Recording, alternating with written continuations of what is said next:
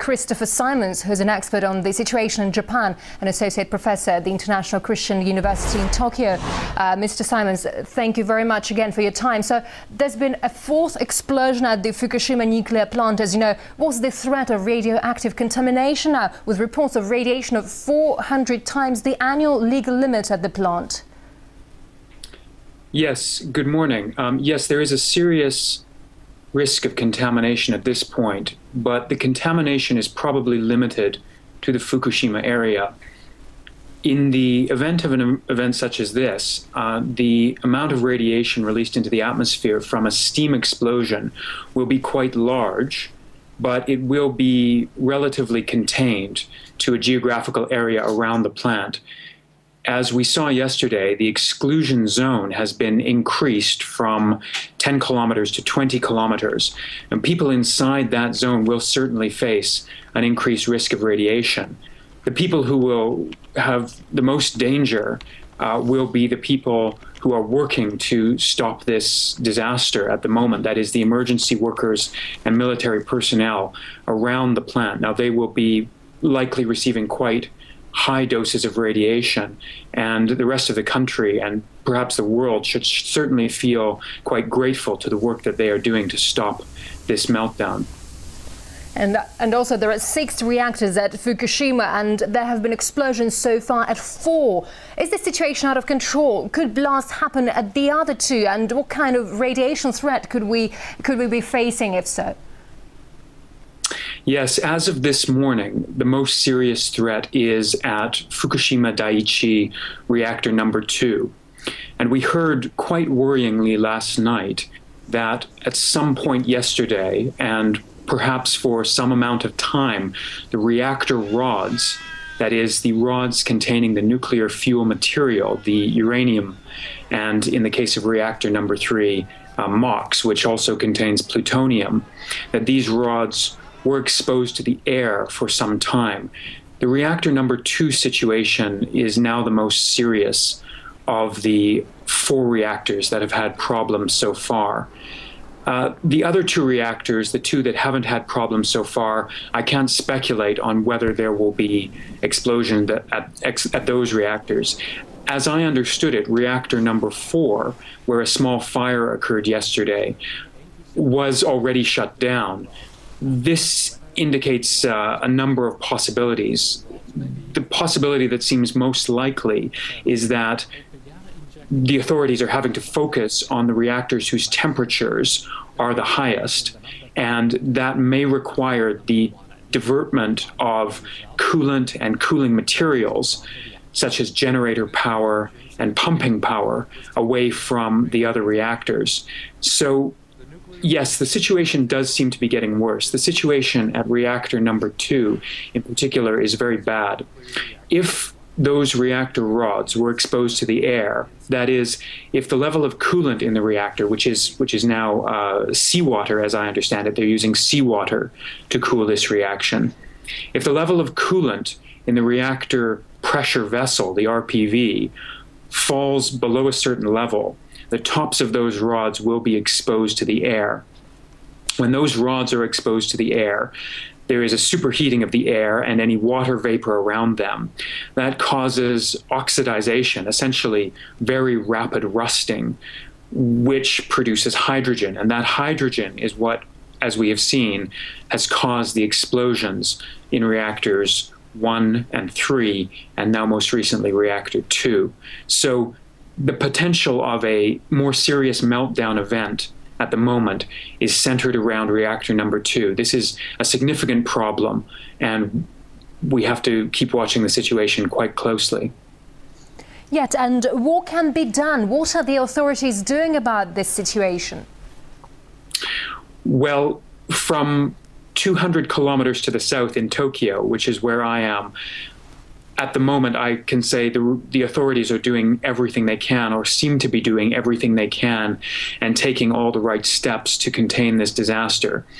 There are some concerns. The most immediate concern, which has come to us in Tokyo over the past 12 hours, last night, it's been quite a long night, is that the amount of fuel available in the north, that is gasoline and diesel fuel, is not sufficient. In other words, the north is simply running out of fuel.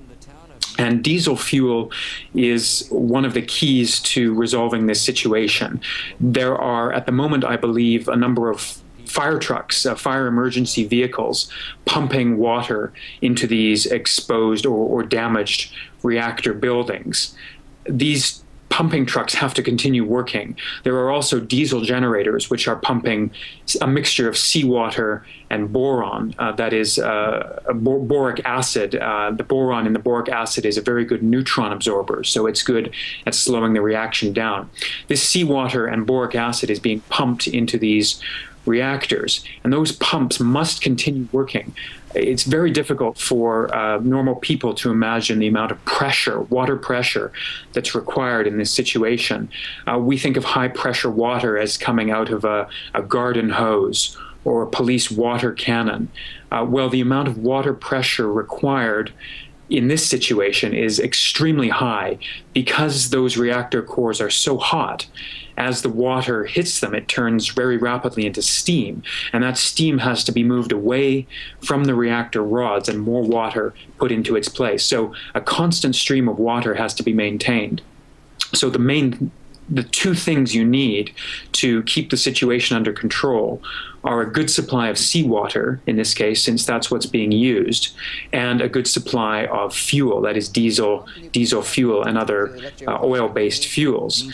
Now, I heard yesterday that the pits which the authorities had dug to bring seawater closer to the reactor, essentially a reservoir from which they could draw seawater into the pumps, was running a bit low. I hope that that water level has now been replaced or brought back up to a safe level. But the fuel problem is quite serious. I think perhaps, I don't know what the Japanese authorities have requested in terms of help from the international community, but I can imagine one of the things uppermost on their list of priorities in terms of aid from other countries is simply the movement of fuel to that reactor area, whether by airlift or by pumping truck. I believe the roads in the area are probably quite badly damaged, so some of the fuel may have to be brought in by helicopter, and that will of course be a slow and difficult process.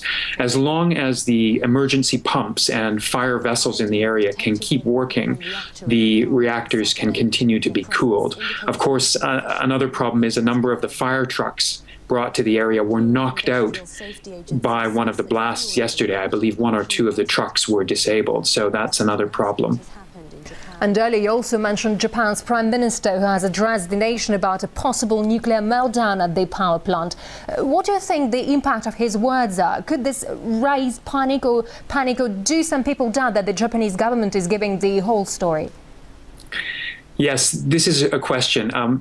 The Prime Minister had to make a difficult personal decision when he said there is a nuclear crisis going on and that the situation, I believe his words were that the situation was quite hazardous. This was in reference to reactors number 1 and 3, which was where the problem was centered, let's see, 2 days ago or 3 days ago, that is on Saturday and Sunday. As I said, the situation at reactor number 2 is now the most dangerous. I don't believe the government is hiding anything. I think there is certainly a tendency in the population towards suspicion and paranoia. I think that suspicion is greater among the foreign community than among the local Japanese community. In a crisis, the Japanese people tend to be very cohesive. They tend to listen to their leaders and trust their leaders. And in this case, I believe that that trust is justified. Now, of course, what the government can't give the people is a rolling account of every fact and every piece of scientific information coming out of the Fukushima area. And this is a problem I'm having. I mean, I don't have all of the immediate facts. For example, this morning there were reports that around reactor number 2, the containment vessel was damaged, and that was the word which the news agencies such as NHK used, the Japanese news agencies. Now, I don't know whether that means there has been damage to the reactor pressure vessel, that is the immediate vessel containing the nuclear and control rods, or cracks perhaps in the concrete containment vessel, which is outside the pressure vessel. Both of those situations would be extremely serious. So the Prime Minister has been quite honest. I mean, it's not an easy thing to do, to tell the population that a serious accident or a serious incident is in progress. He has done that, and I think it's a risk, but it will communicate to the Japanese people and to foreigners living in Japan that the situation is serious, but that the authorities are attempting to be as honest as they can with us.